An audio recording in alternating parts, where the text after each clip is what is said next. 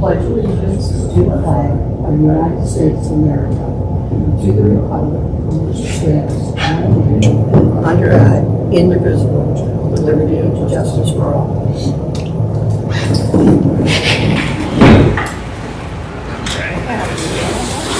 Here's our agenda.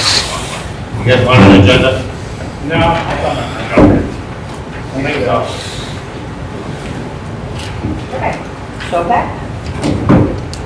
Claire. Yes. Lalonde. Yes. McKinnon. Howard.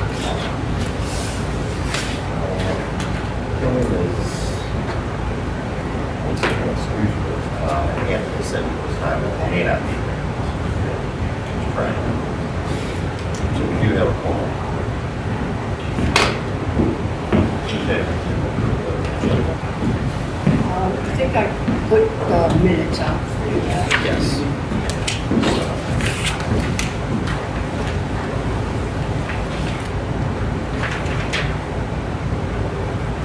I'll make a motion for approval of the agenda. Second. Motion in a second. All in favor, say aye. Opposed? Okay, we have the agenda. Public comments. You guys have any comments? Nope. Okay. Public. Thanks for the offer. Written correspondence.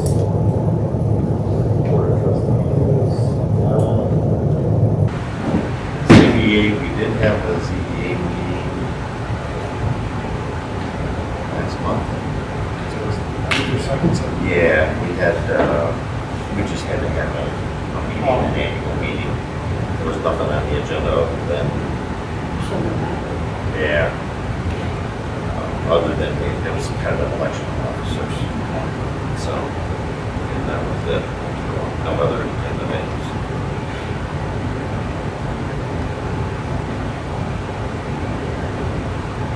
Zoning administrator, anything from you? The only thing that I've got is tomorrow I have a meeting with the Overland Community Center about the parcel split for the fire department. Yes. Cumberland Community Center regarding splitting the property from the fire department. And that's all through a lot line. No, actually it's not, because the building. If you look at our building setbacks, there's 40 feet to the back, 15 to the front, 10 to the sides, so they have to carve property out now. How did it?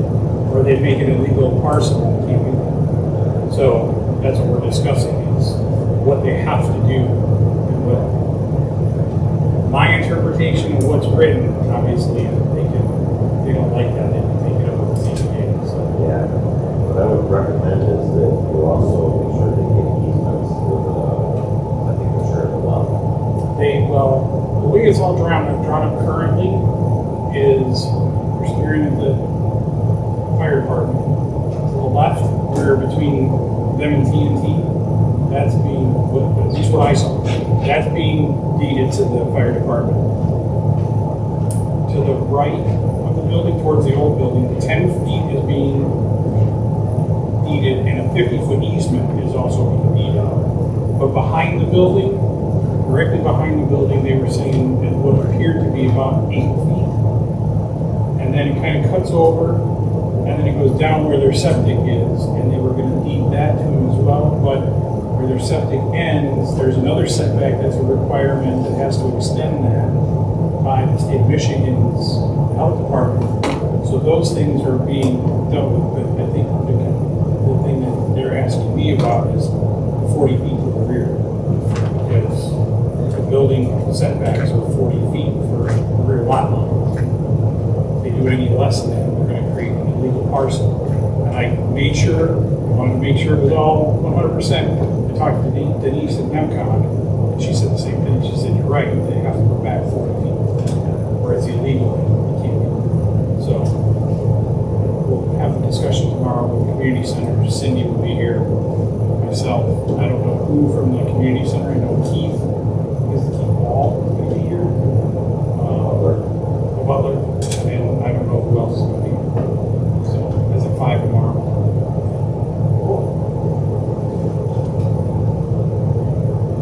Frank Township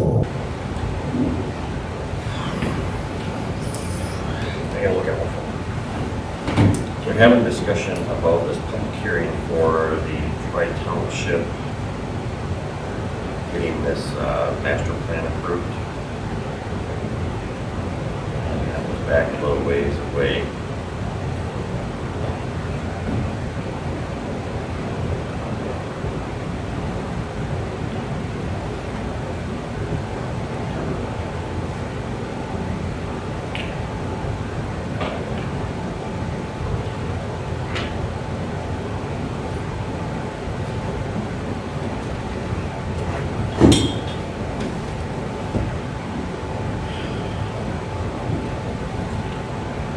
The public hearing was going to originally be scheduled for January 5th tonight, but they did not get the meeting notice out in time. So they wanted to have it on February, I'm looking through a bunch of emails. They wanted to have it on February 2nd. And that's what we had talked about at the last meeting, Tri-Township meeting. We don't have a meeting, we changed our meeting date to February 9th.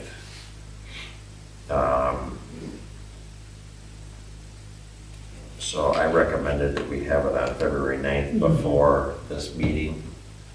And I think Alcona's they're trying to keep it on the 2nd. I'm not gonna be here on the 2nd. So that would simply be a meeting, you know, we have to have a quorum, so it would be you two and probably Anthony would have to make sure we have a quorum from Caledonia, and then Alcona and Haas would have to still have a quorum. So the question is, can you guys be available on February 2nd? And that would be one that you'd probably end up running, or Alcona could run it also here. So.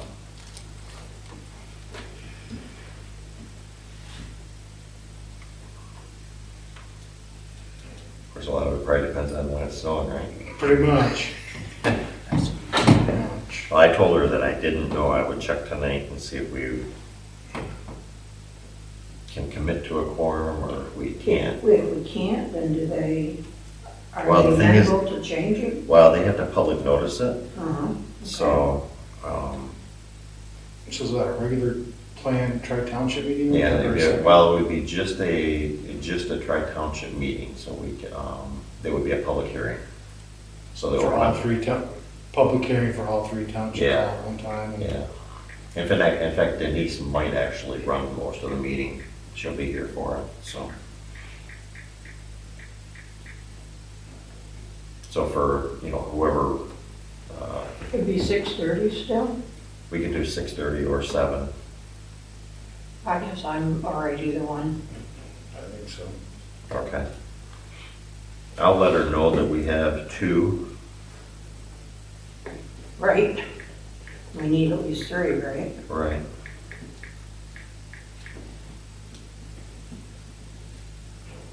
But regardless, we'll have, if it's not then, I suggested that we have it at 6:30 on the 9th, which is the meeting, our next regular meeting here. The other alternative is just push it off till April until the regular tri-township meeting. So, but I think Denise is trying to get it done, so. So if that's all right with you guys, I'll let her know that. So. And it would just be a matter of being here at, we can do it at 7 or 6:30, whatever you guys feel comfortable with, so. You can choose, I don't. We can do it at 7. 7 p.m. So gives you a little more. Okay. Gives me a little more. Gives you a little more time to get here. Did we approve the minutes? Did I jump? I did I think jump we past skipped that. it. Yeah, I did. We'll go back to it. So that's February 2 at 7 p.m. Okay. So I got that. That's the end of the reports then. So let's go back to the minutes.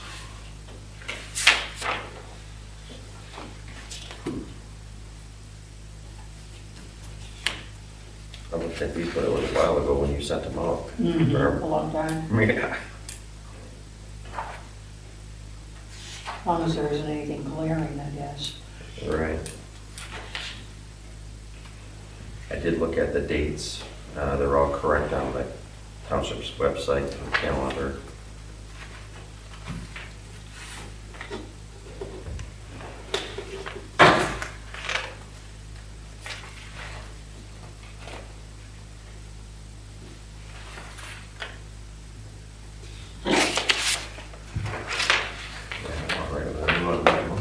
I'll make a motion to approve the minutes.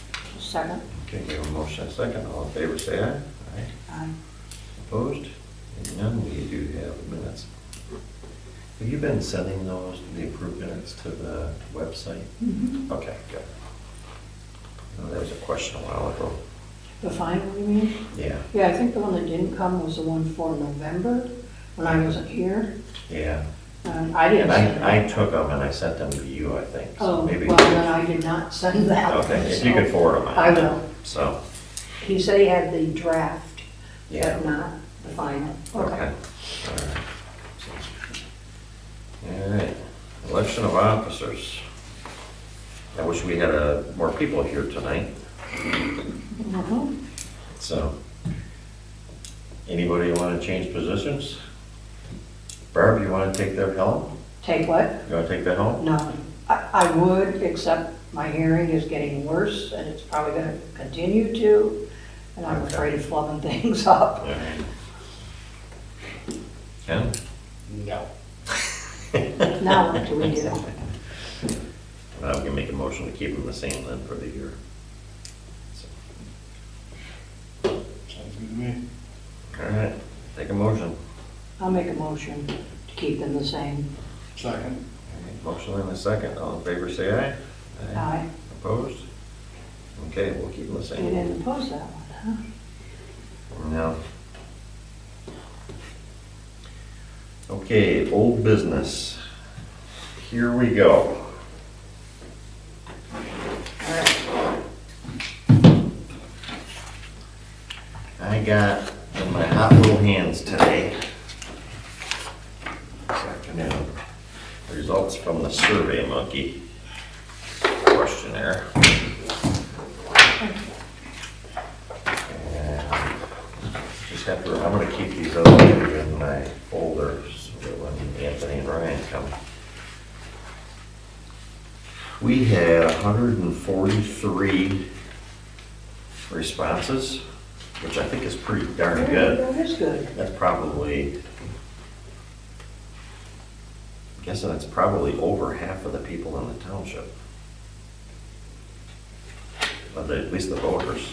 It looks like they're pretty well in favor of. Well, the first one is, are you a property property owner in owner. Caledonia Township? And out of 143, we had 135 said yes, they are property owners, and 8 said no. So we had over a 90% hit rate on property owners. The second question was, are you a resident? And we had 141 answers. 107 residents, and 34 non-residents. So that was pretty awesome that we had that high of a hit rate. And it's good to see that we had non-residents, because I think really the only place that this was sent out was through the township email distribution list. 2 people did not answer that one, for whatever that means. Are you in favor of short-term rentals in the township? 139 people answered, with 4 people skipping. 72 or 51.8% said yes, they're in favor. 67 or 48.2 said no. So it was a 50, essentially a 52 to 48 margin of people in favor. That's kind of what I was expecting, actually.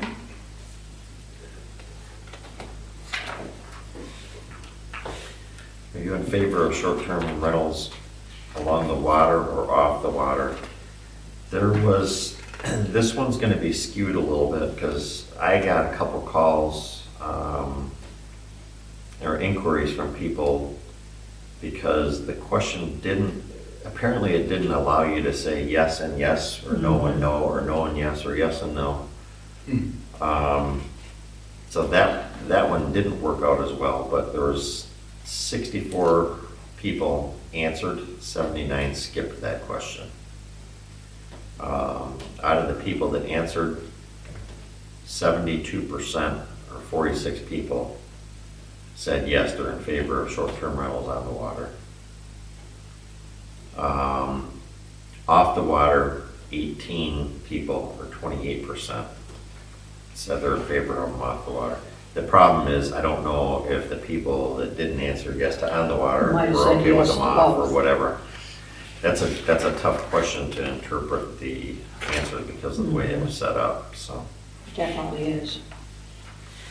The next one, it's got several pages, and I got these at about 3 o'clock this afternoon or 4 o'clock, and I spent 2 hours.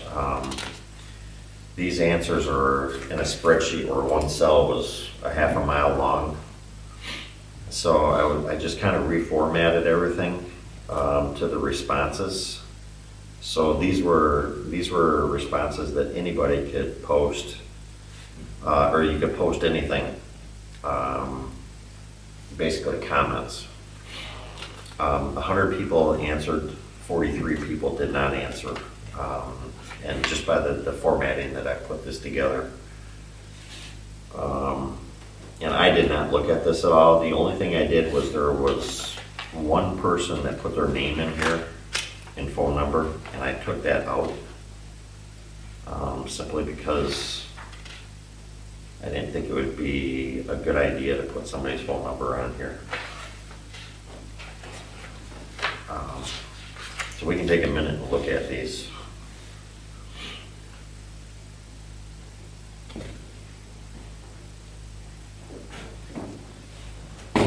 Looking at just at the first page,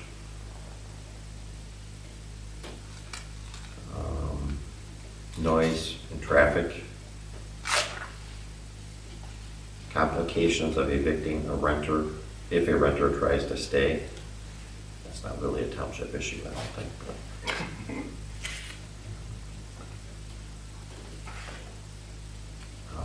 Here's one. I would not want people coming and going from my neighbor's house as a lake lot owner, plus they should meet commercial safety and building standards, which they never do.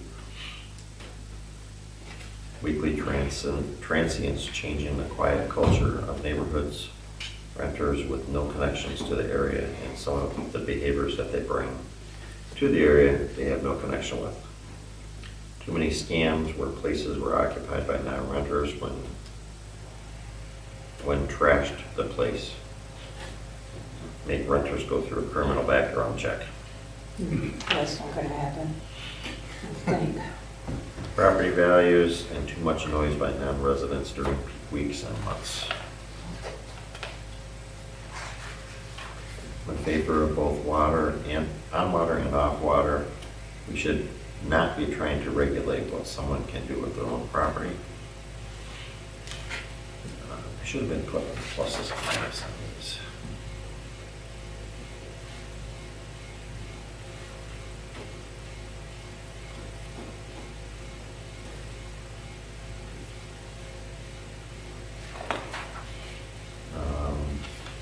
Noise, crime, increased traffic, strangers in the neighborhood, no enforcement of laws, regulations, rules, just like the parks in Caledonia Township.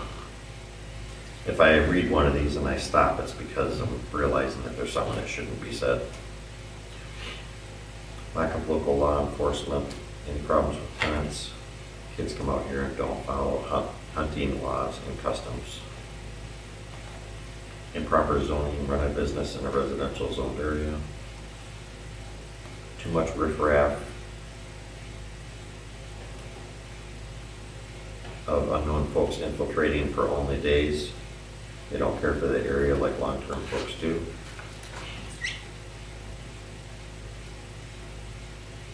That property isn't devalued and that rental people are respectful of neighbors. I think that's a plus. Noise, upheaval. None brings revenue to the township and lets outsiders enjoy our area.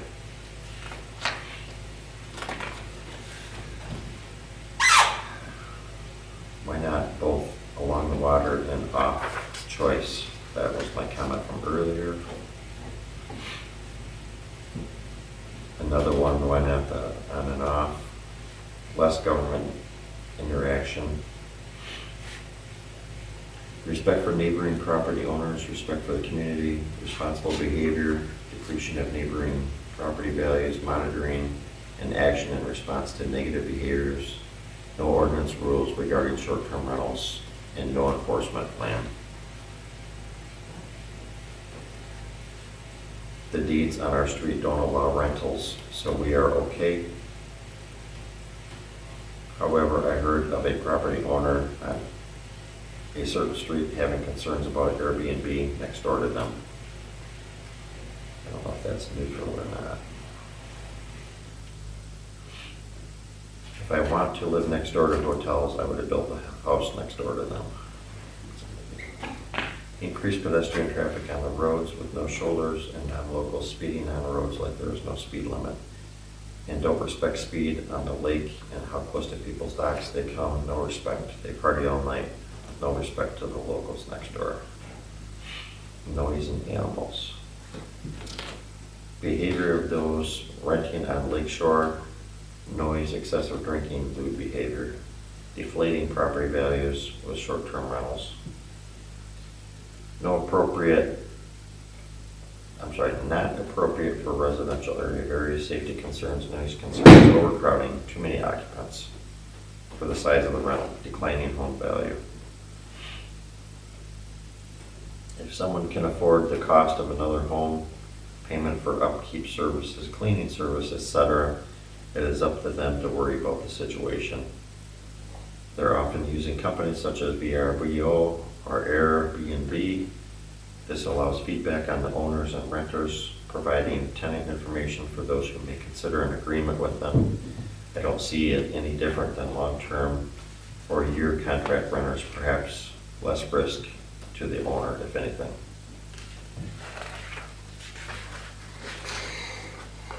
My concerns are tenants having loud parties and lack of parking spaces for the cars.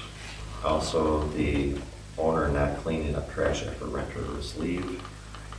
If the owner doesn't live near, they won't have any concern for the neighbors' issues.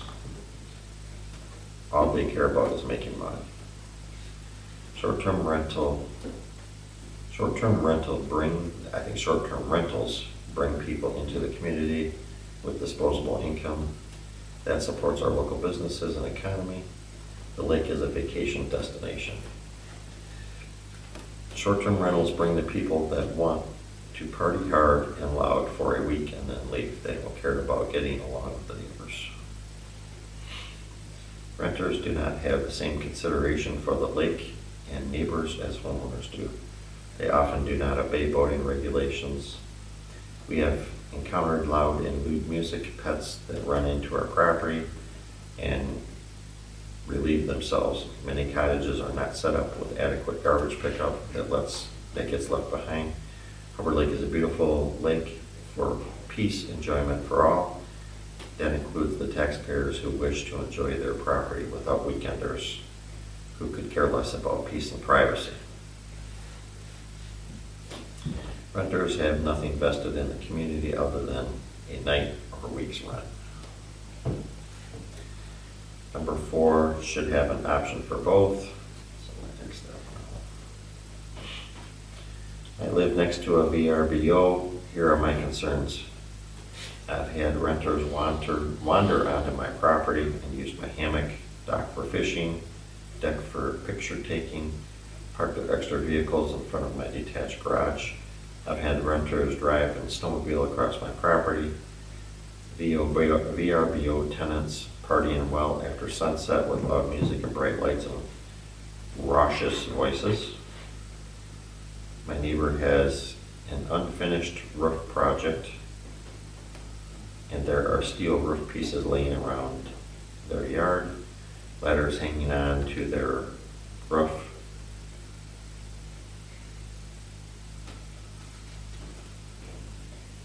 And it's starting to look dumpy, and that can't be safe.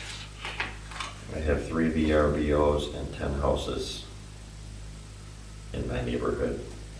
VRBO renters cutting in and out of private drives. I'm trying to modify these to make them public. They affect the quality of life for a small town like Cover Lake. Too many vehicles and traffic, too many transient peoples, limited number of businesses creates long lines at the stores, gas station parking, etc. Lack of accountability associated with absentee owners. Planning Commission doing their job without excuses. Neighbor respect, control of increased traffic. Squatting, as long as a property manager is included in the approval of short-term rentals, a property owner should be allowed to do what they want with their property. Takes away from the neighborhood. If someone has to rent their home in order to keep it, pay taxes, etc., this just means they can't afford it and should sell and give someone else the opportunity to be on or near the lake.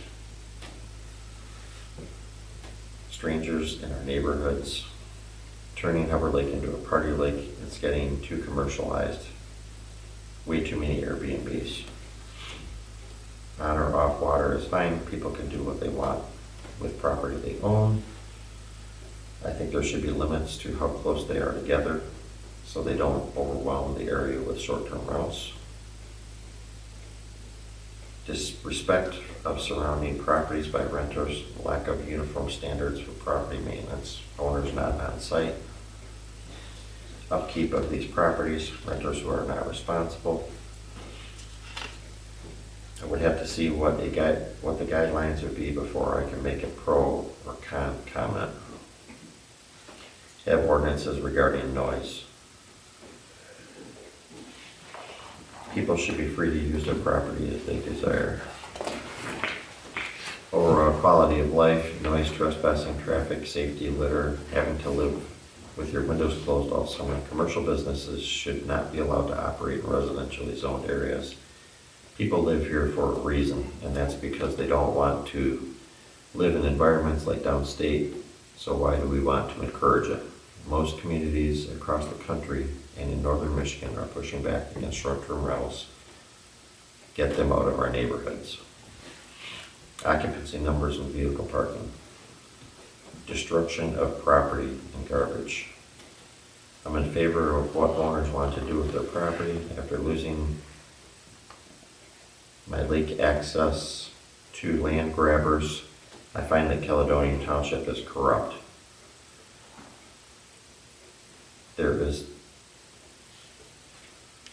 I'm going to hold up on the rest of that. Noise, disregard for neighbors, dogs barking constantly, no lake etiquette. People that are messy and don't clean yard, etc. People can be rather loud and leave trash on the property. One-time renters left without putting out a bonfire. Traffic. They should be permitted in the entire township.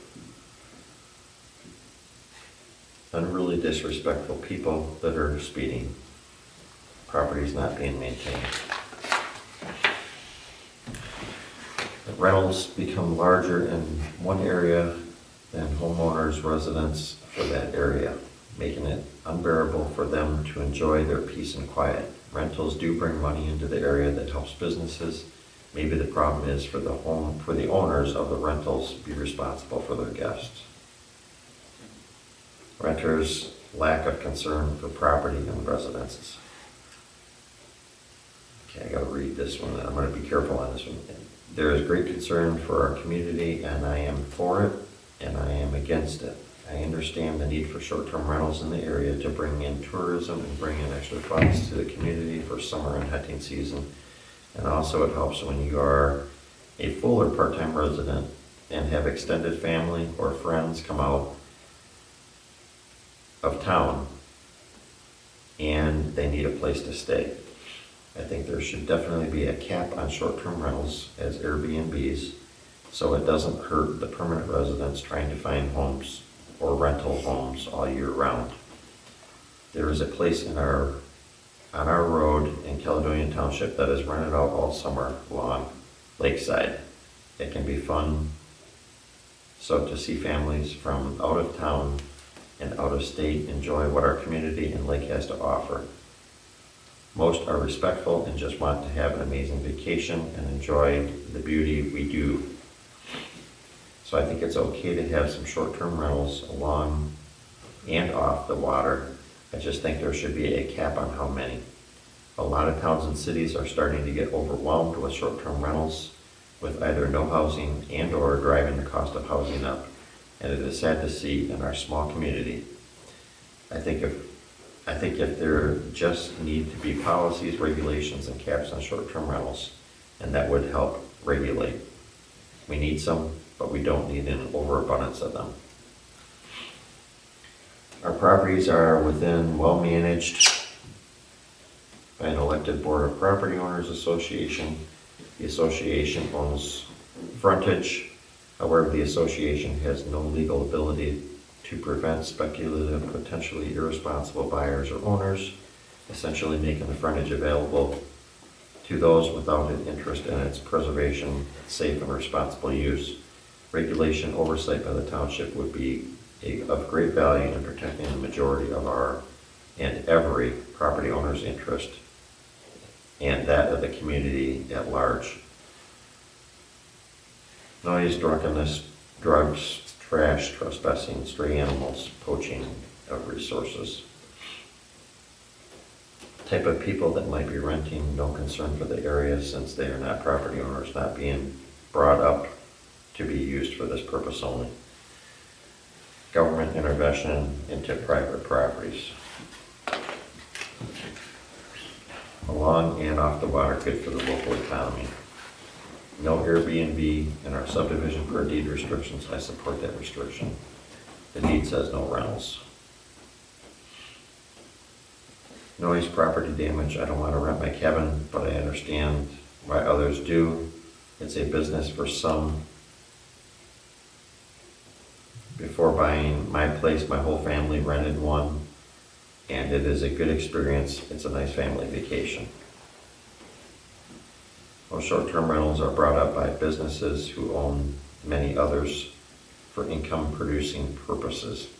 The families left nearby have to sell or have to deal with 24/7 parties when it used to be primarily on holiday weekends. Worse yet, you lose a sense of neighborhood. It's similar to people not wanting to own property on the sandbar. When an individual chooses to do their own property, what an individual chooses to do with their own property is their choice. There should be a limit to no oversight. If somebody wants to rent their property, there is absolutely no reason the township should concern themselves with this matter. They lead to individuals that don't have the same respect for the neighborhood as the homeowner. That is why you need more campgrounds. Many current non-residents of the township pay very high taxes for a second home, and they come up from working all week to have family time is why they pay these taxes. To have a short-term rental within a few hundred feet of many young children is concerning. It's time to party on Hubbard Lake, but not every weekend during the summer when the weather is good. Growth is great for the township. We are hurting for homes, not people making a buck off short-term rentals. You want to do short-term rental in the middle of the woods, great. We all know this is about lake property. Do something that states you can have short-term rentals off the lake and must have 2 acres of land. This is more respectful to the full-time residents and the families that are limited to summer from downstate. Too many rentals and individuals that rent them, they don't respect the others' homes. I'm in favor of short-term rentals either on the water or off the water. As long as renters abide by noise ordinances, parking rules, then it should be fine for property owners to manage their own property. Only 2 more pages. There are too many rentals around the lake, and the township is causing housing to be overpriced. I don't want one next door to me either. Devaluing of adjacent properties and disrespectful behavior towards neighbors and local norms. Very common of our neighborhood with rental property guests. We are up north and there are no rules. We are on vacation. The attitude destroys communities, not the case in all circumstances, but true with many. Rules and regulations are needed and need to be enforced. Don't want people buying up places to rent out. Wouldn't want noise or vacation partying next door. Too much commotion in the neighborhoods with people moving in and out every week. Houses being sold for extraordinary high prices as they can get such high rent for them. Prices the common folk out of the market. Overtaxing sewer systems if too large groups or families have weekend parties. Takes the nostalgia out of the area. Renters don't value the community, the lake and the fishing like homeowners do. Anyone renting their house up more than 3 months a year shouldn't be allowed. Needs term limits. I'm okay with you owning the property and you're gone 3 months in the winter, so you do a short-term rental. But buying up houses to primarily rent 12 months a year is not okay. Excess noise. People who don't live in the township really don't care about the neighborhood, neither do the owners of the rental property. Off the water is okay also and should be an option, not just on or off. We get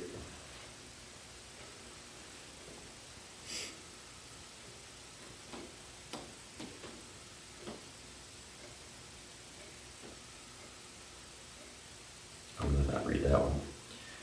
I have no concerns at all. If we continue to shutter change in this area, we will stay one of the poorest communities in Michigan.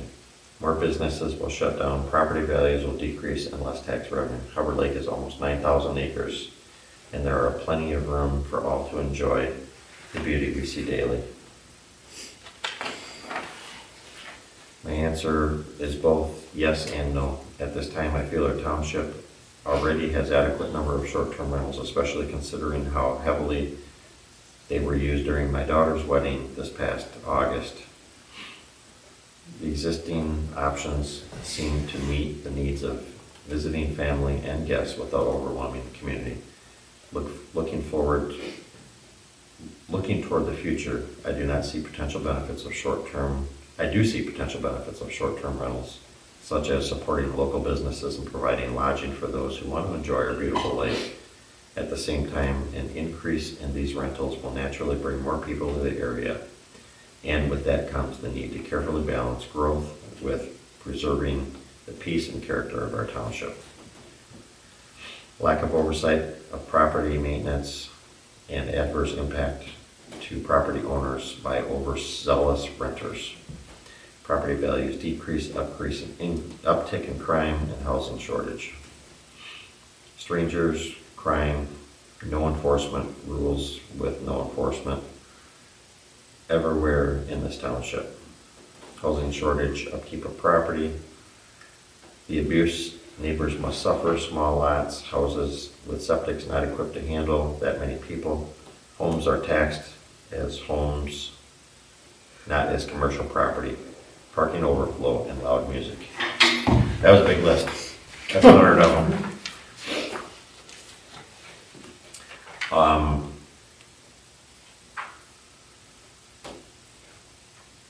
I will talk to Cindy and see if we want, with some editing, I think we could probably put this on the website.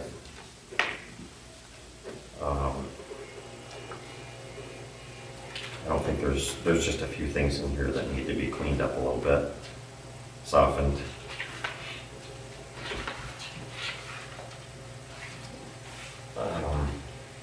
And this, as I read this was the first time I read it, and I read it out loud, so I had to be careful with it.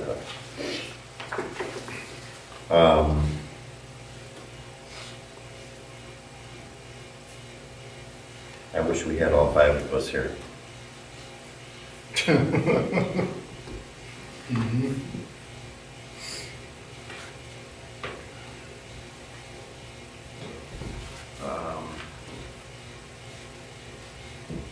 I think moving forward, and in order to keep this thing moving, I mean, our township board asked us to look at this, which I think that I think this survey was very valuable.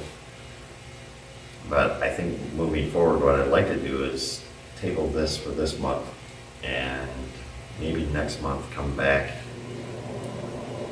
with ideas, or even maybe this planning commission come back and make a decision on which way this should go. Meaning, do we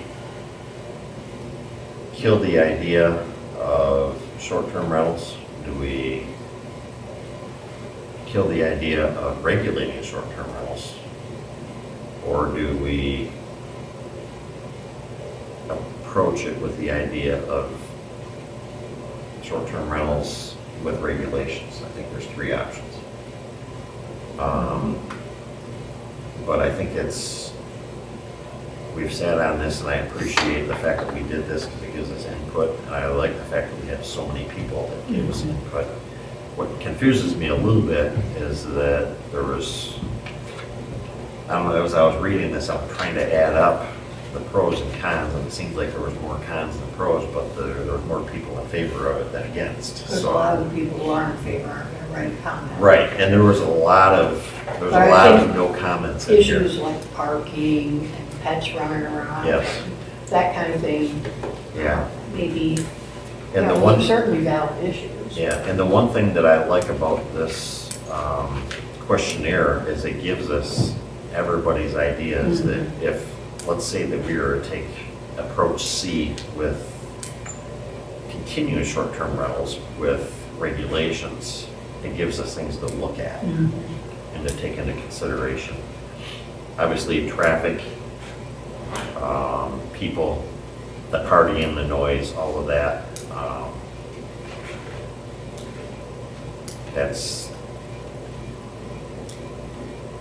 Those are things that we can probably somehow get ideas anyway, and, you know. Maybe see what other people have done or. Right. And obviously, if this planning commission recommends to the board that we don't do anything, just leave short-term rentals open-ended, I think it's a pretty simple thing. There is gonna come a time when there are problems. I don't know if we have to deal with that or what, but, there's more and more and more people, and people are buying up houses just for that. But I don't know how you can stop them either. Well, yeah, and I agree with you. I think that you can't.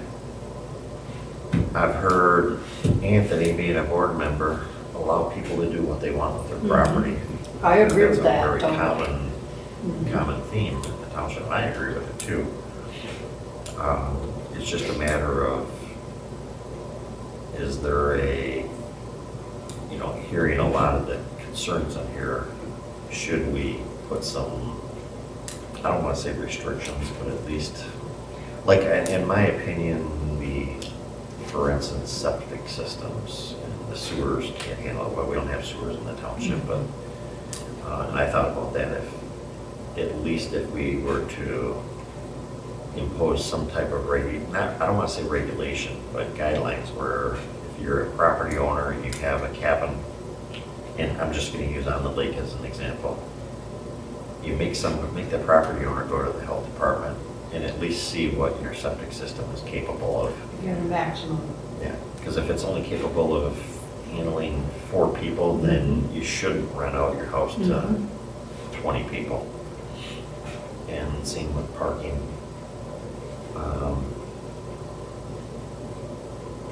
You can't really control who buys a house. But a person buying a house just to rent it is very different than saying, okay, a resident should be able to do what they want with their property. Right. Those are, one's commercial, one is residential. Right. And I don't know if there's a way to differentiate those two things. Yeah. Because you're not gonna stop someone from walking in and buying a property either. But that's two very different things. Me and my wife are gonna rent it out when we're not there, or here it is as a rental. So I think, Can you stop it totally if it's already been going on though? There's no I way. mean, if somebody already owned it, or say business owns, that's what they're doing, and we say, you know what, we're done. I'm not gonna allow it. Can you even do that if they've already been doing that? I don't know the answer for sure, but I think Nick might be able to insight, but I think That just sounds like a, well, I that, think enforcing would be a nightmare. Well, that's what I was gonna ask. Whatever you guys do decide, if you decide to do something with regulations or regulate it or whatever the case may be, if you're gonna do regulations, you also need to think about enforcement. Because I can already see that somebody's got a Airbnb next door and somebody's dog runs on their property, they're gonna be picking up the phone and calling me. I'm not a cop. I'm not dropping what I'm doing to run over there to snatch a dog out of somebody's yard. That's not the job, right? It's not zoning really. I mean, they can complain about it, but a lot of that stuff after the fact, I don't know how we can enforce it, really. I've even talked to neighboring zoning administrators and even downstate. Downstate's a little bit easier because they're full-time. They're on, that's what they do. They go out morning, noon, and night, and they actually have, in some of those, they have law enforcement background and or power, depending on the city. So they can technically arrest homeowners and things like that. We can't up here. right. So you party and then you talk about noise, even the county sheriffs don't do noise ordinance up here. You can call the county sheriffs all you want and say, I got a neighbor next door, they've got music playing at 500 decibels. There's nothing on the books up here that the county sheriffs they don't have the equipment to measure it, none of that stuff. So if we're gonna do regulations, I'd ask that you think about too, what is the enforcement side of it? Some of it's more townships that I've talked to downstate are registration. At least the township knows the owner, can call the owner, regulate, somebody has to be within a 2-hour radius of the property so that neighbors can call that person and have them show up. Things like that they provide to neighbors. I kind of like what somebody put in there when you read it. Only so many within a, radius. Minutes. Yeah, and as a reminder, the next meeting, Nick, if you wouldn't mind, I know you sent out something to me, I don't know if you sent it to all of us, but maybe for the next meeting, if you wouldn't mind sending that again. Sure. I know I have it in here, but it was, Nick made kind of a recommendation to us. And you may want to update it or not. Yeah, I probably would. It's my understanding, and I may be completely wrong, that we're keeping it out of the zoning ordinance, because if you put it in the ordinance, if it's in this ordinance, anybody that has a short-term rental is grandfathered, and I think you could regulate anybody new. But if you keep it as a separate ordinance, I think it's enforceable to everyone. Yeah, it becomes a police power ordinance. So, Do you know, Nick, if anybody's just done something simple like, okay, let's say you have to say, I rent a short term. Just give a set of guidelines that they could post in the house or something. Obviously, it's not law. Nobody's going to enforce it, but say, for instance, this is the property, don't park next door, that kind of thing. And word it some way so that it's not, I'm imposing this on you, but remember neighbors. We have residents, we have non-residents, and ask people to just kind of voluntarily make some boundaries available to whoever they rent to. right. Because you're right, if they don't do it, nobody's gonna come out there and knock on the door of a drunk and say, stop partying, unless you wanna get shot, or you're a police officer, so. But maybe kind of try to stem some of it in advance. Yeah, and I agree with what Nick said. The township does not have the personnel or the police powers. No, not to do any of it. And not only that, if I don't have a dog, but if I had a dog and it ran over on the neighbor's property, is it any different with it being my dog as the property owner or somebody that I have? Residents or a renter. A renter or even a visitor. So those are the challenges. And frankly, I think I don't want the township to get involved in trying to over-regulate this thing to death to the point where you can't you can't enforce anything, so you might as well not do it. And I think more of it would be like a guideline, and 'Cause that we could do. helping property owners. Just If they have it. ask somebody to cooperate with it, Yeah. or encourage something like that. So I think for our next meeting, maybe we take this and decipher it a little bit more, and maybe if Nick can look at his recommendation that he gave to us earlier, and then we can try to make a decision on moving forward at some point with something. So, yes, no, or maybe, so. All right. That was a lot of talking. Okay, it is 8 o'clock. Are we good with keeping moving on updates? Might as well. Last month I passed out a packet to everybody. Did you get these updates that she sent to me today? I don't think so. Actually, it was like a couple days ago she sent them. You want I haven't talked to Denise in a while.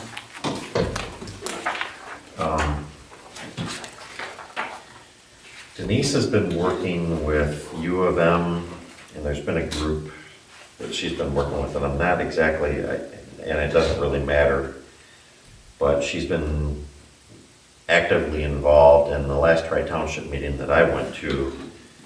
She was kind of saying she's becoming one of the go-to people for solar and wind because she represents so many communities.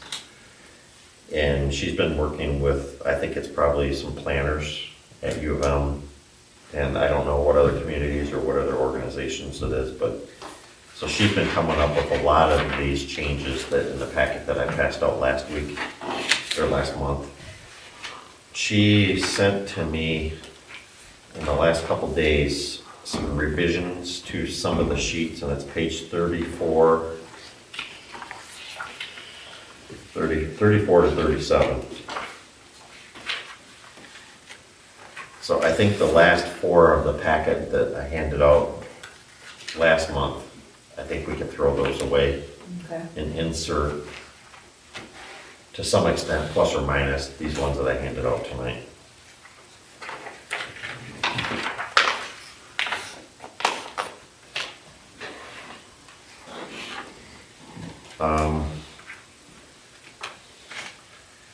With that in mind, and maybe tonight we look at,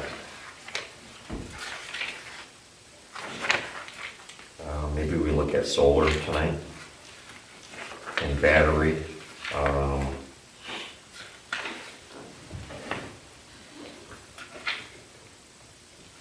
And then I know in the back there's wind and all that, but, so maybe we can just take a couple of them and maybe we go till 9 o'clock tonight or something, and until we get so bored.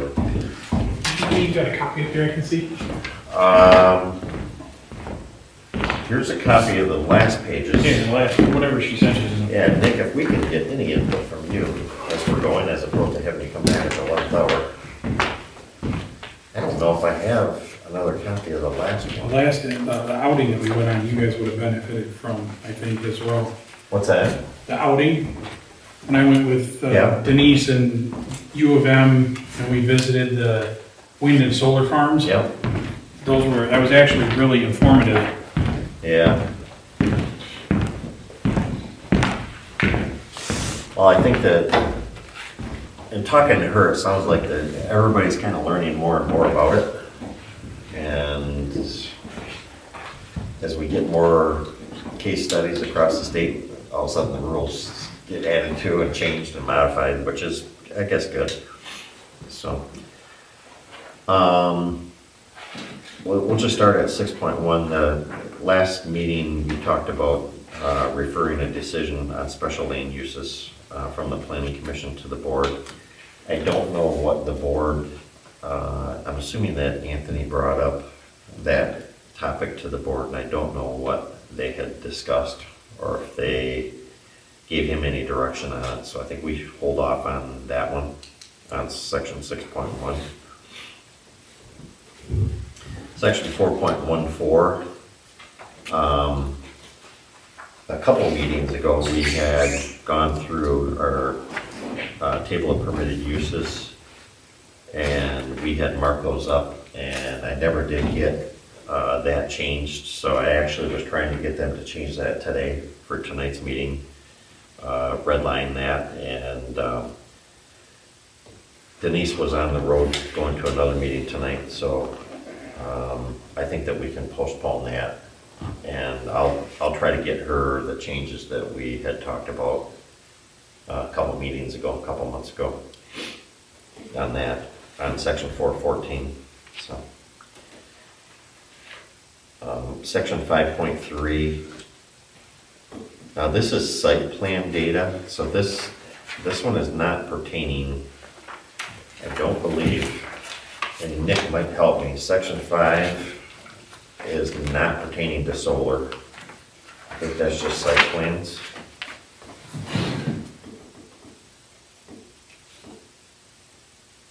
Yeah, site plan reviews. 5.3D, that 14.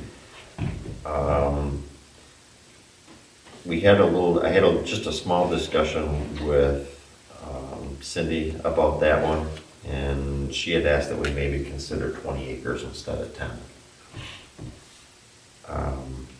More so to kind of give everybody, to help out like local developers and smaller commercial sites.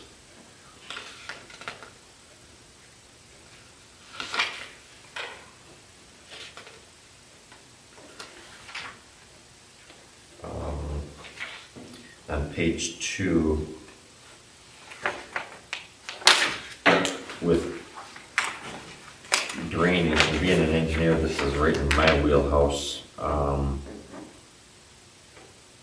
Couple of things in there. There's provisions that, in the second line, provisions shall be made to accommodate stormwater to prevent erosion and the formation of dust.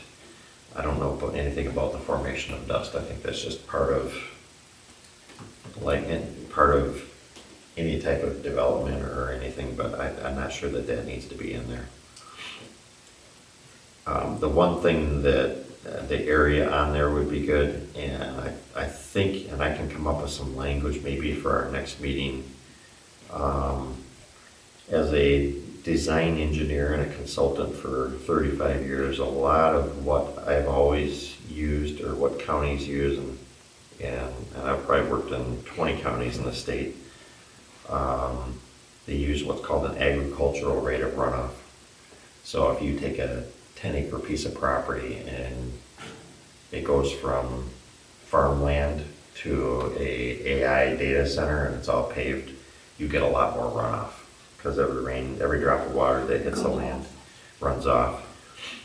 And what is, I want to say, an industry standard, without pinning myself to Southeast Michigan, is we refer to allowing a discharge at an agricultural rate of runoff, which is basically what happens pre-development.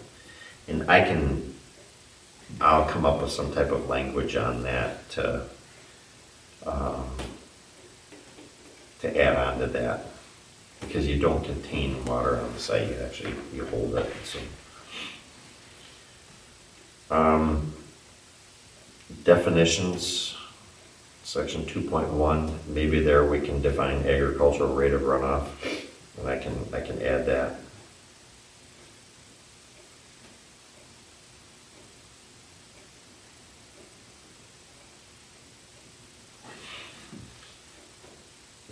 Everything else in here is slightly less than Greek to me. I read it all, it makes sense, but I don't know much more about it. Did you guys have any questions on anything I've talked about so far?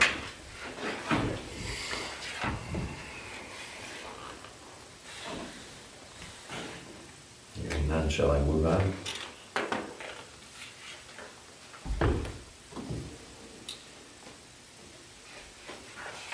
Again, page 3, this stuff, it seems legitimate to me. Site plan and supporting materials. The one thing in here, I think that because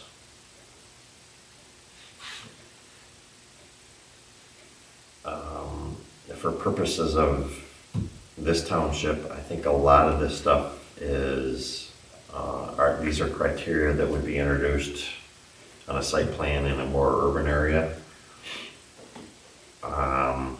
Sometimes it takes, in most cases, it would take an engineer to even understand what a lot of this is. And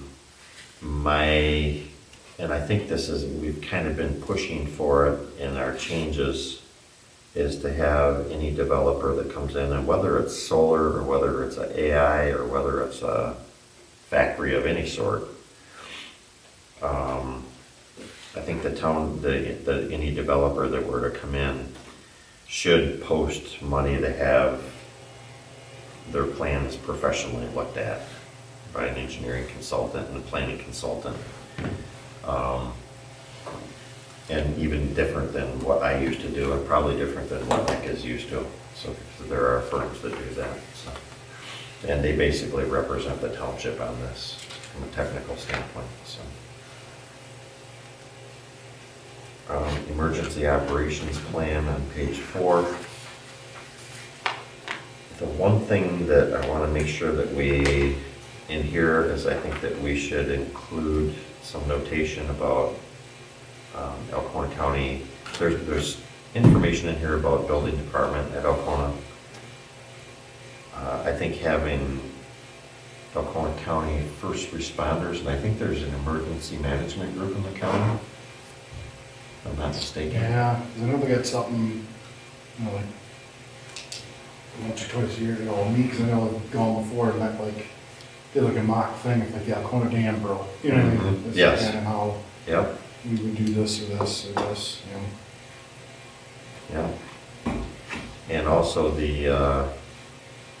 in something like this, I think the emergency operations plan should be fully endorsed by EMS as well as the fire departments, when I say plural, because I think any fire department here could not handle an issue by themselves. That'd be close.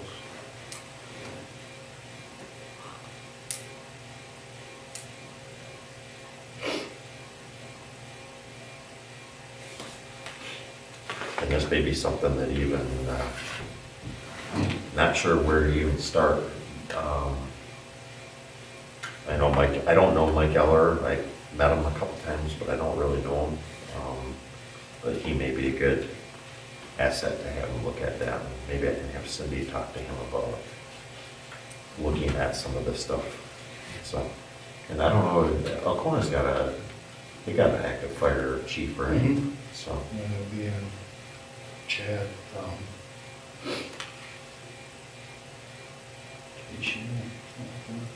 Yeah, no. I used to know everybody in the fire department. yeah, you know, you know hardly anybody in. I don't, so. And even Osneek. Oh, Hubbard Lake really. Yeah, Talk about most Sanborn. do. Yeah, Sanborn. Yeah, does do Sanborn. Caledonia. So Hubbard Lake, Alcona, Sanborn.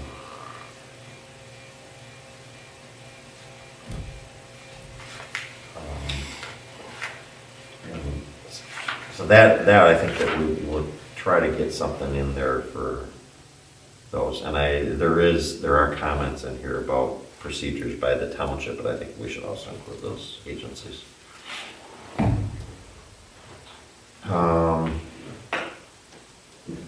The rest of these, there's, again, a lot of this is a little bit shorter Greek to me on page 5.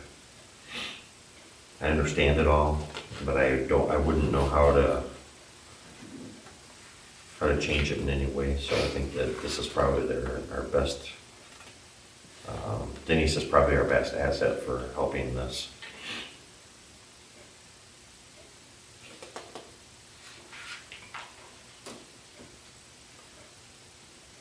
Anybody else have any comments on anything up till now?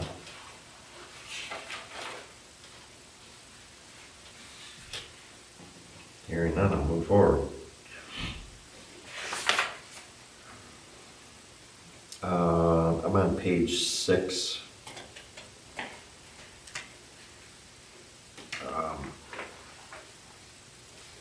One thing that got my, kind of raised a bell with me was item number 22, pre-development sound modeling study. I put an asterisk on here and said post-development also, because if somebody comes in here with a development plan and says we're gonna have the sound at 10 decibels and it ends up being 50, then there should be a way to get the developer to come back and modify their plan. And that affects adjoining property owners mostly. Unfortunately, I'm not a sound engineer to understand it, but. And the other one that I saw was number 27, value of equipment used in the facility for purposes of developing decommissioning costs. I think it's also important to get copies of all cost or certified cost from somebody that can be held liable and responsible for determining the cost of these facilities for purposes of posting escrows like we had talked, for reviews, for inspections, and for this, so the township knows what one of these projects is valued at. So not just for decommissioning, but for overall.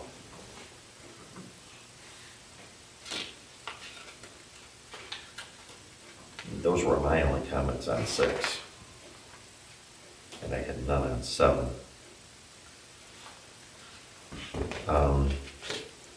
G, on page 7, G, security and screening. I don't know if this one refers to batteries, and I'm not sure if that needs to be in this section or if it needs to be in, I thought later there was something about battery plants or whatever they're called.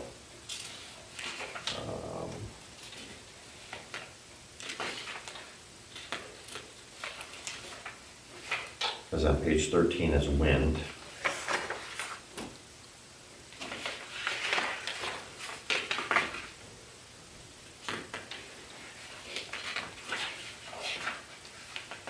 And I thought I was having a hard time when I read through this to see where you go from site plan information that needs to be submitted to the township versus when you actually get into solar and wind, and maybe there needs to be a little bit more definition of that. And that might be what you were referring to. I'm just going to make this as a general note.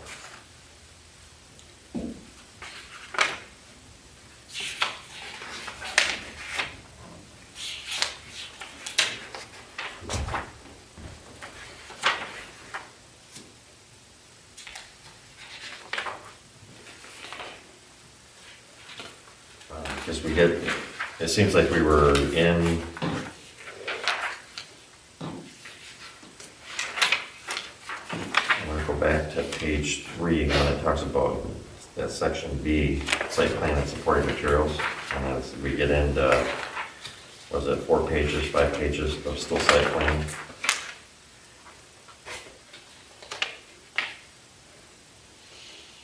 Oh, no, it doesn't. And then it goes to, it does have a bullet point C, and then D, E, F, G. So maybe that, we'll have to ask her, is this the right place for this?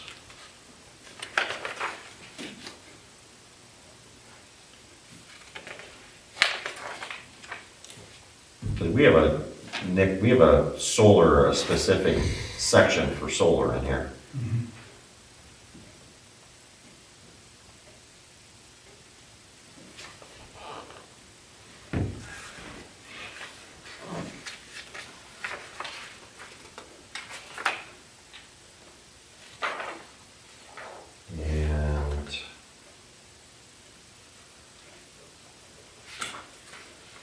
So I think there's some of this may have to get moved into the solar department It instead of the sounds like site plan solar. department. I was wondering if they were calling battery energy storage system, does that include the panels or just the batteries themselves? I don't know the answer to that. Okay, so, because it kind of just walks into that without a lot of explanation. Yeah, it's, Where when they go to wind, they have it, yeah, it's definitely, it's defined, yes, yeah. So, it's my understanding, and having worked, only being a surveyor on a solar site in the Carolinas, the battery storage is different than the solar. yes. The solar collects the, And the battery keeps what Keeps the it, yeah. panels collect. yeah. But I don't know if there's batteries in the solar or not, in the panels. Well, that's what I wondered, are they referring to these like the panels and the batteries or not? It Right, does need to be more clear. yeah, so I will kind of raise these comments to Denise and see if she can help us get that clarified a little bit. So, Yeah, because the next section says wind energy, yeah, yeah. and they're a lot clearer on like the decommissioning, I think, than this one is. Right. So, I just had a comment on, and I'm looking at like page 9, and it's got noise showing up here on item K, and I'm not sure if, because earlier it talks about doing studies, and then it talks about noise here and levels. And I'm not sure if that's the right place that it should be, or if noise should be the same with, if noise is the same with solar as it is with batteries, as it is with wind, then I guess this may be the place to put it. But is it, I was a little bit confused on just the way it is kind of formatted here. So. But on L, on that page, as far as access roads, I commented, or I noted that all access roads should be maintained year-round, especially for fire access. So in other words, you got to keep the snow plowed. And I'm assuming they would do that anyway, but I think this is not something that we should assume. So.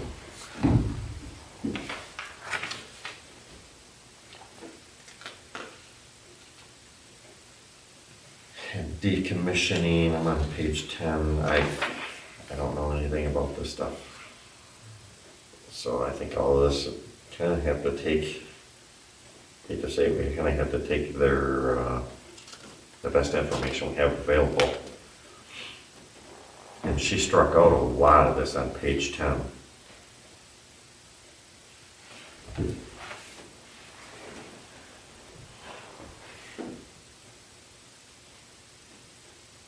And I think it may have just been reformatted a little bit and rewritten to something different, put these items in different locations, like site access, that was in a different location, I noticed.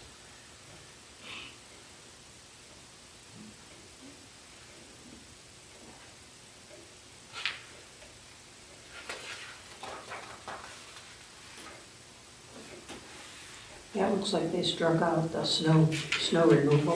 Right. That was number 3. Yeah. Yeah.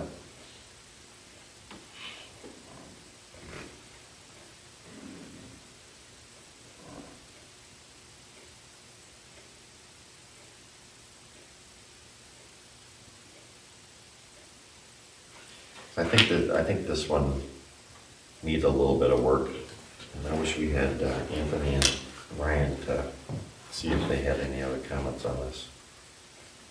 Now, I really wonder if battery energy storage system means the whole thing. You know, the panels and everything. Mm-hmm. Because it talks about what's below ground, what's above ground. Well, I think she does have in her definitions, back on page 2. She defines battery energy storage system, off-site and on-site.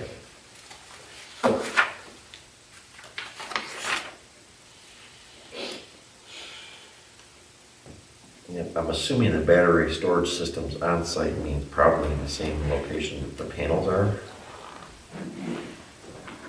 Off-site would be a central location.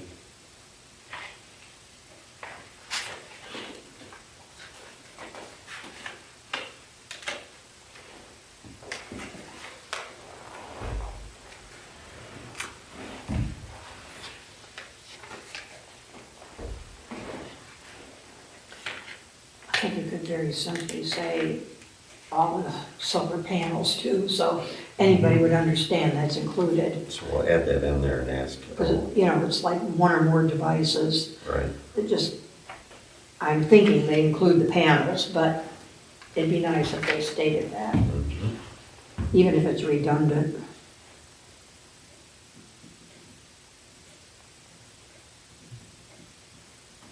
I'll put that on there and ask her. Maybe she can give us a little more clarification.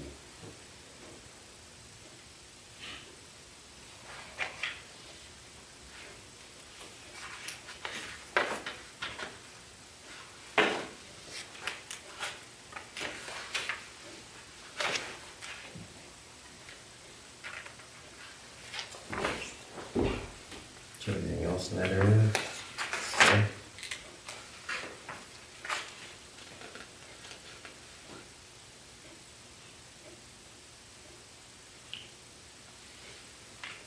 Just the thing on page 10, the decommissioning, Mhm.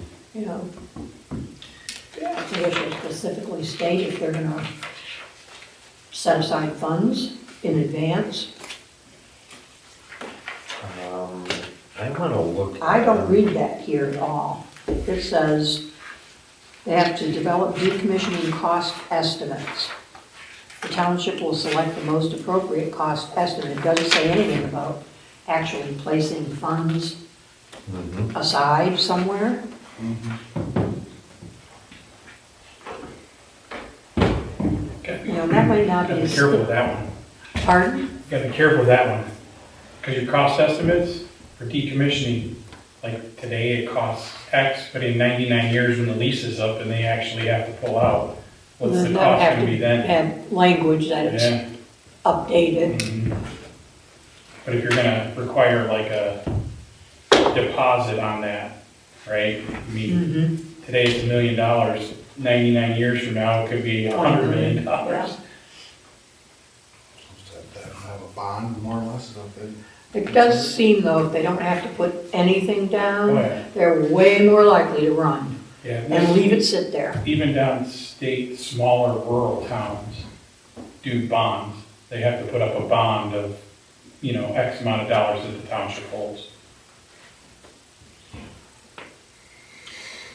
And I concur with you, Barb, because one of the things that, not knowing exactly, I hear all the time that these solar panels have chemicals in them, and if you break them, they can contaminate the Leach ground. or something.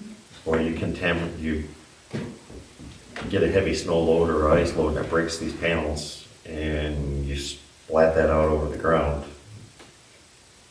The cost of cleaning up an environmental contamination site is probably nothing that you could even contemplate. Versus, okay, these panels have been here for 30 years, everything's been great for 30 years, we've got to take them down and haul them away. Those are two different costs.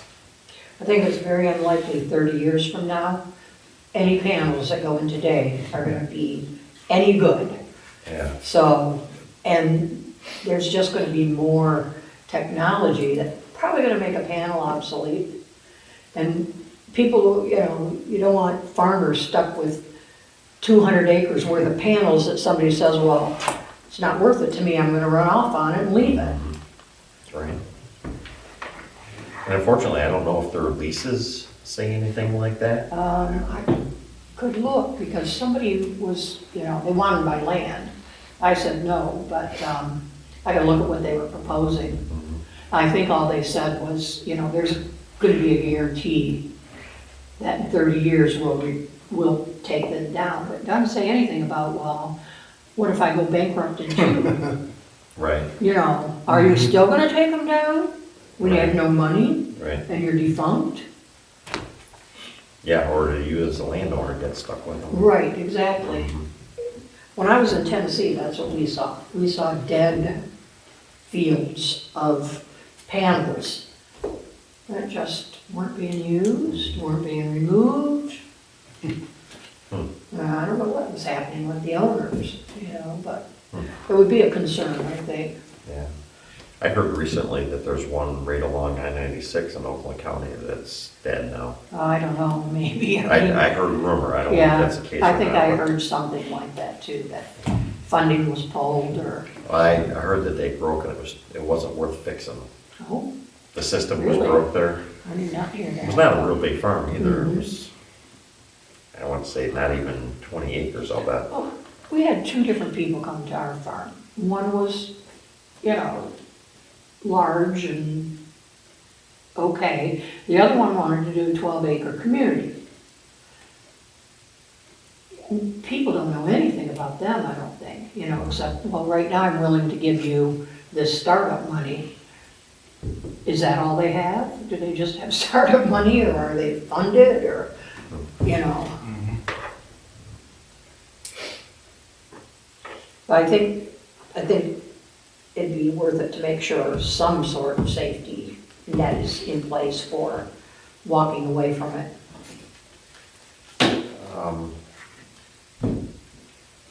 Nick, would it,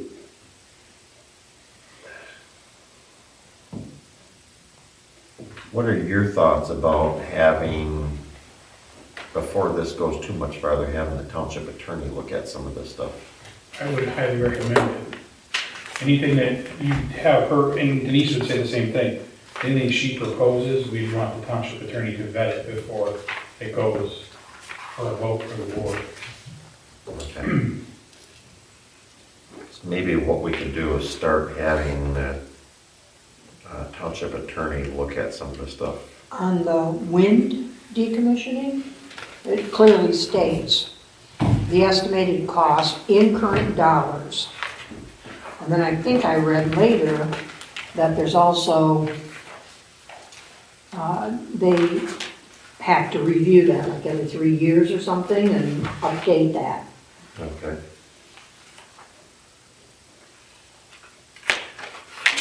And this is the Where was that? older, What page was that? it would be page 18, the bottom, and then going into 19. Planning Commission may require an owner to deposit funds.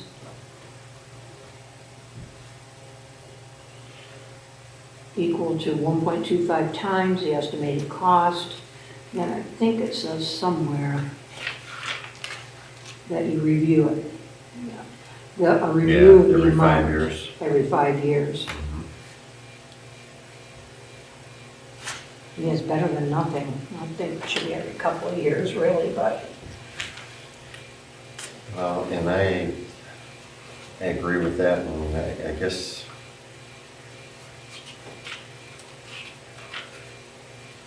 I'm gonna put a note on here also, have attorney comment on environmental.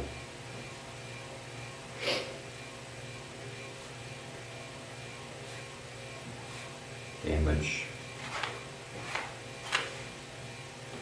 or decommissioning.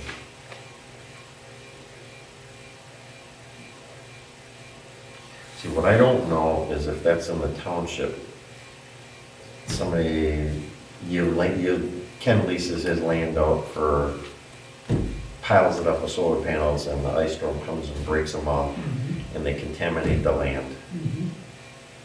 Is that the township's responsibility, or is that theirs and Ken's? Ultimately, I think it's Ken's. 'Cause he Depends on owns if the any of land. these children die of some kind of poisoning, or, you Yeah. know, who sues who. Well, I briefly recall back when I was first starting in my career, there was a lot of environmental money being spent to clean up old gas stations. And it was federal dollars that were used to clean them up through must fund to several different programs. But that money obviously went bye-bye real fast. And it was, if not billions, probably trillions of dollars, but I don't know. Number one, if the property owners know that, or if where that comes into place, so that's a great attorney question. I just don't know the answer. Because the problem is if Ken owns the property and they contaminate his property, and that contamination gets into the groundwater and flows off Right. into your property, Right. now who's responsible for it, which is exactly what happened with the gas stations.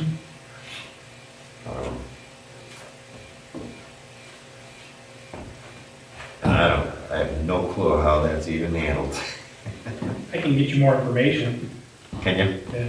My dad's dealing with one downstate. He's a zoning administrator, and he has that exact problem when he was with diesel fuel on a farm that it leached into the ground, and the neighbor is seeing the oil sheen on their property.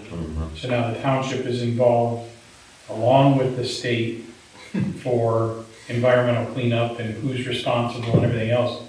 I'll ask him what they're doing down there. Well, we have a couple of environmental sites in our own township here, and I don't even know how those were handled.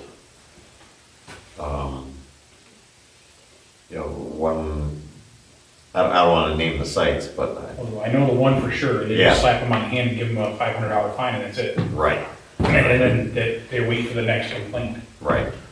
So I don't know the answers to those, but maybe those are, I think, perfect reasons for us to have the township attorney look into this. So, I didn't have, this is getting so, I want to say complex. I just hope that, that NEMCOG has got some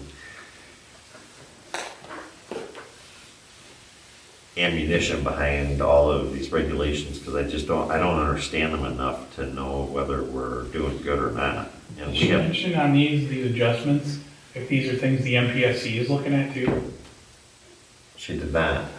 Because if the MPSC doesn't have these, then what can happen, as you know, is they come in, they see this laundry list of stuff and say, I'm not dealing with you, I'm gonna go directly to the MPSC because the regulations are a lot less. I'll get my permit through them and you guys can't do anything about it.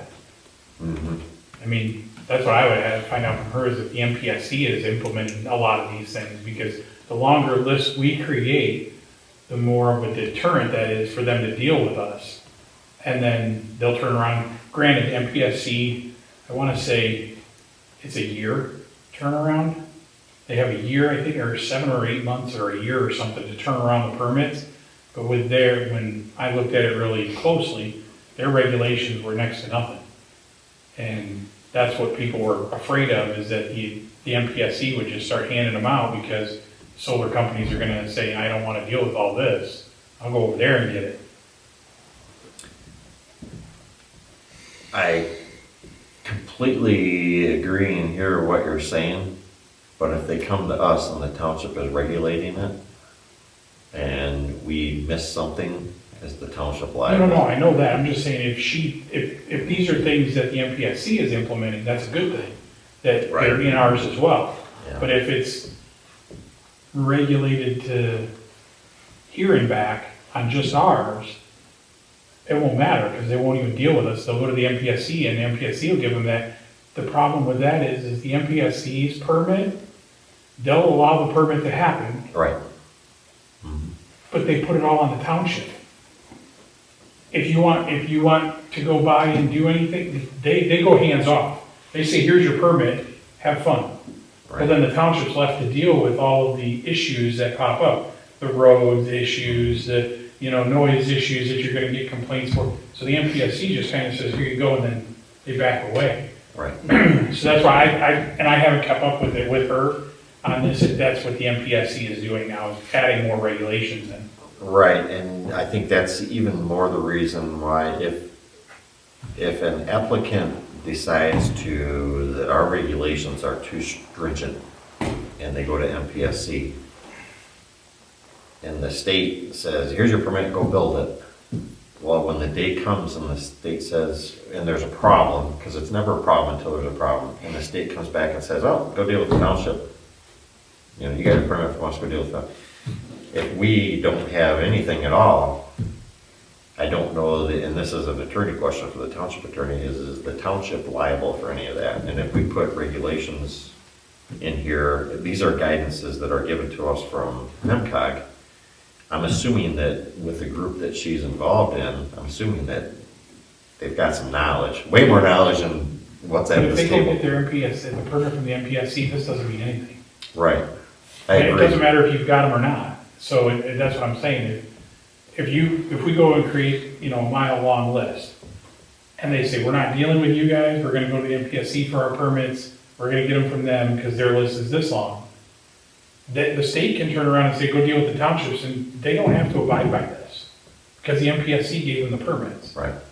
So we could create this all day long, and it wouldn't matter. That's why I'm just curious if the MPSC is adding more into their regulations, which is a good thing, because then townships have more that they can put in place that wouldn't drive people to go to the MPSC and bypass all their Right. regulations. No, I completely understand what you're saying. To put it in local perspective, if little Johnny goes to grandma and grandpa and gets a basket full of candy and eats it all, and comes home and gets sick, Yeah.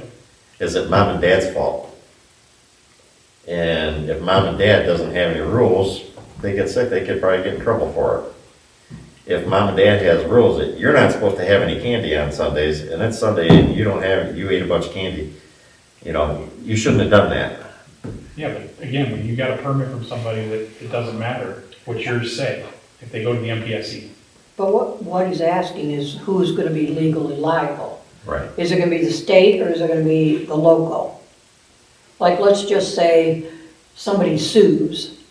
Let's say I sue my neighbor because I've got He contaminated your something property. from contaminants. Am I gonna sue the state of Michigan because NPSC gave them? Good luck. And am I gonna sue you because you didn't say there was anything else as a rule? Or am I gonna say, well, I'm gonna sue you also, and you're gonna say, well, I've got these 25 pages of rules. Is that gonna be, Your rules who don't- cares, or, Your so I rules- can still sue him? Well, I Your rules think- won't apply. Huh? These rules won't apply because the permit's issued Right, by but if the I'm state. suing because I have been poisoned, Yep. and I want to go to the township and sue them, and they put rules down but weren't allowed to enforce them, are they in a better position than if they never did? No, because it does, again, they would sue the issuing department. They would sue the state, not the locals. 'Cause Well, you they didn't can sue issue the anyone they permit. want. I can go in and Yeah. sue you and you and you and you. It doesn't matter. It doesn't matter if you're liable or not. If I have enough money and a willing lawyer. So is the township, do they get any protection by having said, we shouldn't let that stuff contaminate her land? Even though NPS went over our heads and said, yeah, they can contaminate it. Do you know what I'm I saying? see where you're going with that, but it doesn't, Well, like you said, everybody can sue everybody. It doesn't, whatever you have here, you didn't issue the permit. But there So still your might rules be don't apply to protection. that permit or to that person. Yeah. I think that regardless of what, and this is a township attorney question, Yeah. but I think that if we have nothing, if the township has nothing protecting us, Then you have there's to no try. protection. If we have something here, we can at least make the argument that they should have come to us. The other thing that, I don't know if you've heard recently, but about a month ago, I heard that the House, the State House, and I don't know if it went to the Senate, passed an act, and I don't know that it went to the governor, and I was gonna check and see, because the governor signed, they just announced the bills that the governor signed, but one of the bills that was going to the governor, I believe, was to get rid of that law. The MPSC, MPSC, the rule that allows MPSC to issue a permit. Oh, yeah, I didn't hear about that one. Being a surveyor, there were several of them. One was the Land Division Act. And in fact, I got the surveyors conference in a few weeks. I'm gonna find out whether that went through or not. I heard about that one, I didn't hear about the. Yeah, well, the MPSC one was one that, it was on that list of bills that were on their way to the governor. Now, we're at the end of the session, so I don't know if it'll be get brought up again or not, but, Yeah, I didn't hear that one. so, I mean, I've heard a couple of things, and I know, like, MTA was pushing back on the MPSC pretty hard, and they've got a lot going on in Lansing. I mean, when I went to MTA's conference in Lansing last year before last, this was all a hot topic, and they had attorneys that were fighting with the MPSC, and matter of fact, where we were in Lansing, the MPSC people were like 6 doors down, and they were telling us, don't go down and knock on their door. So, but yeah, they've been fighting it for a while, so it wouldn't surprise me if there was something there. yeah. Well, I think that regardless, I think that the more, and I'm not answering your question, but I share your insight on the more we arm ourselves to protect the township, the better off we have to be. So, Yeah, I understand what he's saying too, though. You know, protect yourself right to the point where they run to there instead of saying, well, we'll work with you. But, you know, I don't know. I mean, we see how the public opinion goes and how things just take off and, well, the other thing too Go is crazy. whenever you, I'll use wetlands for an example, whenever you apply to Eagle for a wetland permit, there's a public notice. And it allows the public to give input on that before the state issues a permit. I would hope that the MPSC would have a public hearing or public notice period that the township could say, here's our rules. You know, they need to follow our rules, and if they don't, it's, you know, at least we tried to cover the township, whether it does or not. That goes back to the, what is it? It's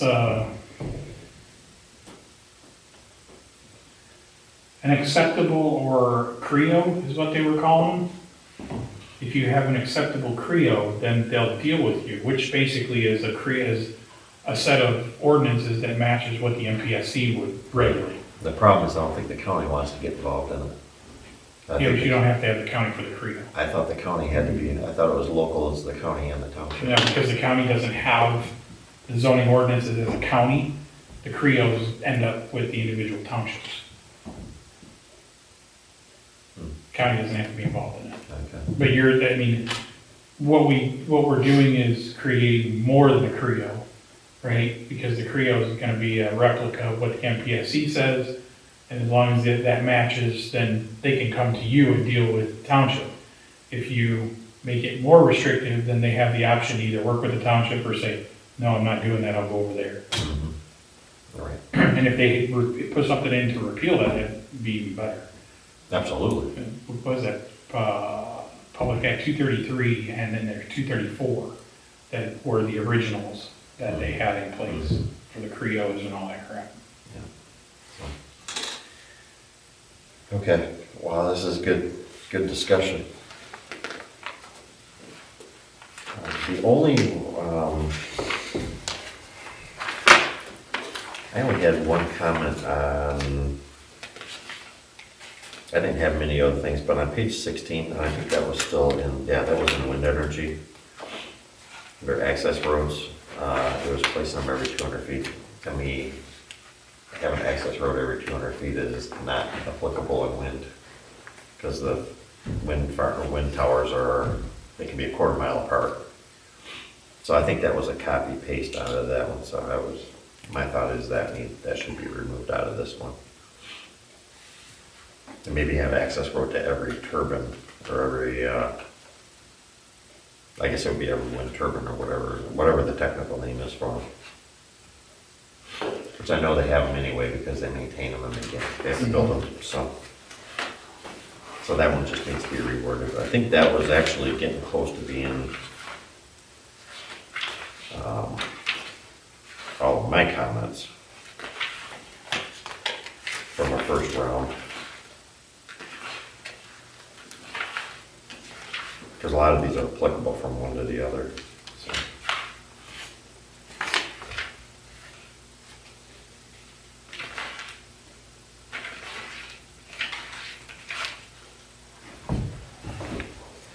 The whole data center, maybe Nick, if you could look at that, and that document I just gave you. Okay. Yeah. That is way new to me. I know it's been a hot topic. Yeah, it's a weird hot topic. It really is.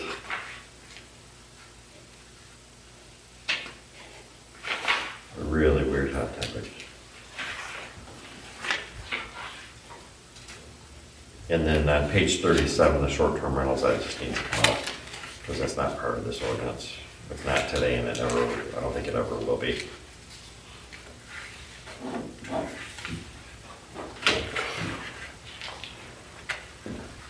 What's your opinion on them, Dan? Short-term rentals? Data centers. Oh, data centers?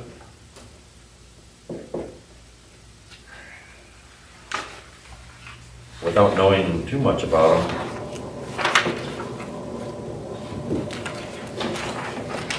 I have to assume, number one, they put in a 500,000 square foot building in the infrastructure that's got value and taxable value.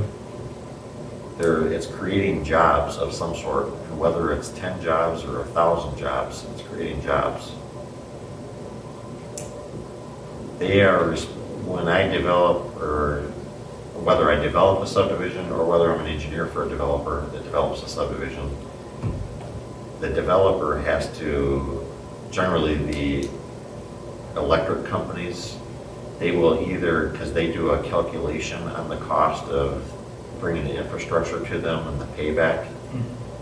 And there's a break point where the developer has to pay for infrastructure improvements or not. But that's all developer issues.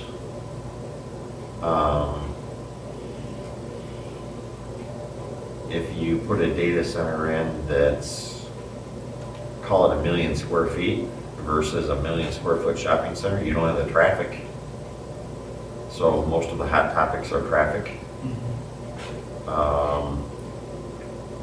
So unless there's something that you don't see, I don't see any problem with them. You know, they talk about, I think, water and water usage. Those are issues that they have to deal with as a developer. So I don't know. I don't see the.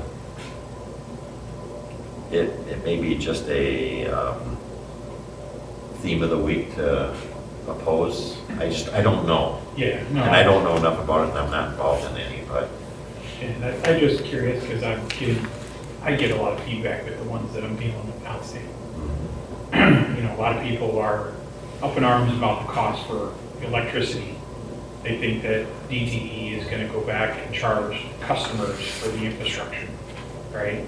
They can't. It's part of, like you said, it's part of the development. No, I don't, to my knowledge, it's, you know, I've helped developers and factories bring in pretty massive power to facilities, and I don't know that has ever been shared, the cost of that stuff has ever been shared. Right.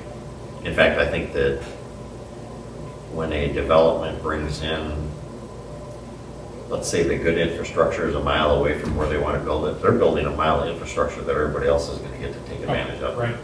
So I think some of those big developments like that are probably more beneficial than adversarial. Right. The problem is it's probably what we call political hot topics. Yeah. So, That's a water. Everybody thinks that water and sewer is going to overload systems. And it's like, I understand that, but most data centers are closed loop systems for cooling of the equipment, right? They're going to use a water-based system to cool and chillers and things like that. That's usually closed loop. Now, the only time they're going to use the water is if they have some type of leak or, you know, whatever, but you're talking not any more than a shopping center would use on any given day because of the traffic and restrooms and, you know, food courts and things like that. So And those are, that and the noise, they say they have a lot of noise, but I've been in many of them, and Those the are- noise inside can be deafening. But when you're outside of the building, the way they make those buildings is just like anywhere else by any road. I mean, the ambient noise is not that excessive, so. But, I don't know the answer to that. I mean, I've been around, I've worked on Amazon distribution centers, and people complain about the traffic. Yeah, there is a lot of traffic. But people get excited when they order something online at 9 o'clock at night and it's there at 8 in the morning tomorrow morning. I'm down So where that's I live convenient. downstate, there's an Amazon warehouse, a Kroger warehouse, and a Home Depot warehouse that just went up within a mile of my house. And truck traffic is terrible, but you get those convenient things that if I order something from Amazon, it's there, then I can get it there at 4 o'clock in the morning Right. and order it tonight, you know? I get those benefits, but then I also deal with the drawback of truck traffic and, you know, having to deal with that kind of garbage. Yeah. So you have to assume that the AI, which is what those are, I believe, There. the AI is going to produce some type of benefit that will be a way greater benefit than traffic. Right. I mean, traffic is probably, in my 35 years of doing this stuff, almost 40 years, I've probably heard more about the traffic and the deer than any other opposition that I've had to a development. And Interesting. they put a big building in and don't produce any traffic. It's pretty crazy. Right, they're saying it's just a bubble right now. The AI is just a big bubble and they're waiting for, it'll be a year or two and then it's. When they gonna get, pop. well, they'll end up getting one approved, and then that'll be a case study that they can use to take to the next one. And then, so, if one came to this township, I would welcome it. Oh, I would highly suggest it. So, all right, with that, anybody else have it? I don't think so. All right, I'll take a motion. I'll make a motion to adjourn. Second? Okay, our next meeting is February 9th. 7 o'clock.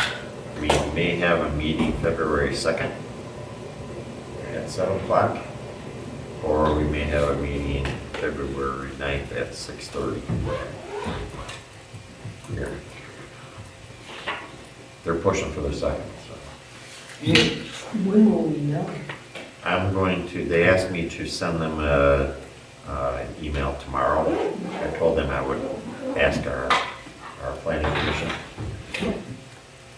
So, That meeting in the second is just our township, right? the meeting on the 2nd would be The all tri-township. three townships. That special meeting. Oh, they would be here also, you're saying? Yeah. Okay, It'd be all three townships. All three townships have to have a quorum. okay. On the I see. 2nd or the 9th. Right. And you're not gonna be here on the 2nd. I will not. No. I'm actually getting married a couple days before that. Congratulations. It'd be on the beach.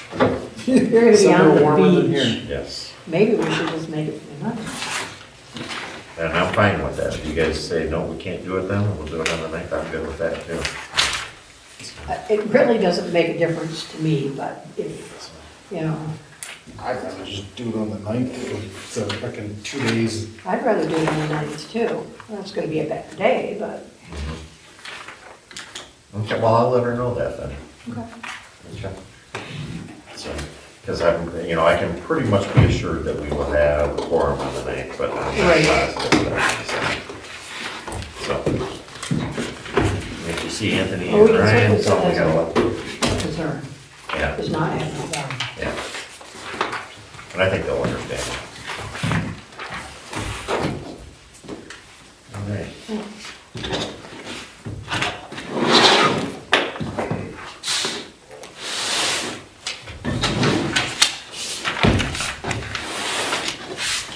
That, why don't you take that with you, because you need it.